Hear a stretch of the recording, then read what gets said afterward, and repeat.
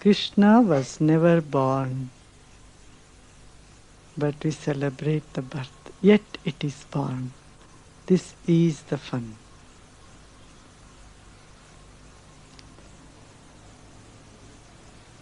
Said when Krishna was born to Devaki and Vasudeva,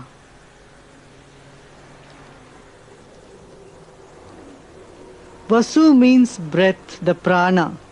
Devaki means the body.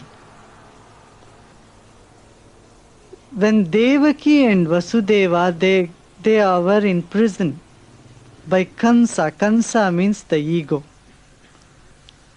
Ego is the brother of Devaki, the body. He put both the prana Vasudeva and Devaki into a prison.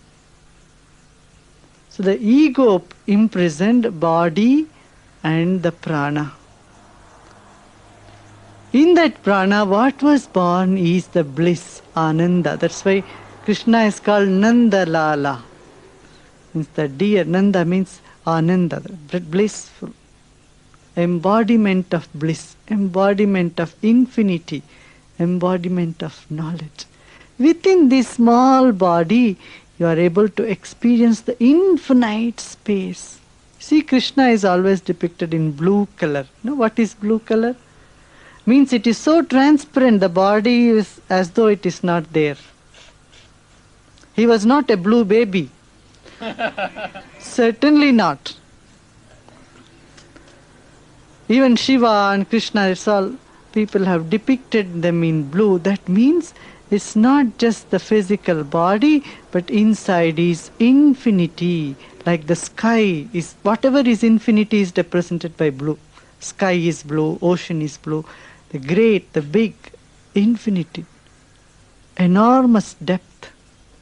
And that bliss and that being, the soul, is born. Soul is never born, but still it is born when the mind and the prana and the body come together. That's what we are doing, hollow and empty, taking like this, like this. Suddenly you experience space. There is nothingness, just space inside. Just space, pure space. Space has already been there, but still you experience them. So when they were born, at that time, 12 o'clock in the middle of the night, when all the watchmen, guards fell asleep, this is what is said. When Krishna was born, there were many guards in the jail and they all fell asleep. What are the guards? The eyes, nose, ears, tongue. The 5 senses are the 5 guards that keep you out engaged so that you don't see the infinite sky which is within. They keep you so busy outside, the 5 senses. Either you look at this, look at that, look at here, look at there, or hear this, hear that, smell this, taste this, and you are engaged in the outer world all the time. They are not letting you go, letting you experience yourself. So they all fell asleep when Krishna was born, and then though it was born, the body was not capable to hold it. So it has to go to Yashoda. The child was taken by Vasudeva, by the prana, to another town that is called Gokula. Krishna was born in prison, but he was taken. When he was being carried in the middle of the night, because the joy, Kamsa may kill it, the ego may kill that, thinking, it's like someone experiences bliss and that bliss itself can become a trip for the ego.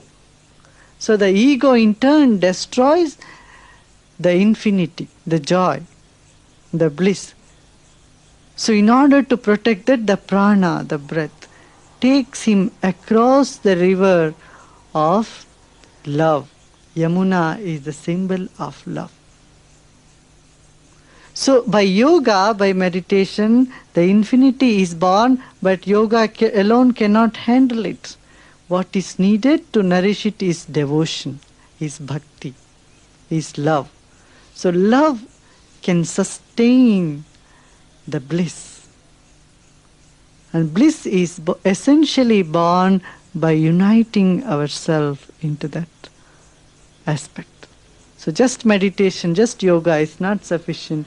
Along with that is bliss, this devotion, love, singing, kirtan is essential. Kirtan is the symbol of the river Yamuna.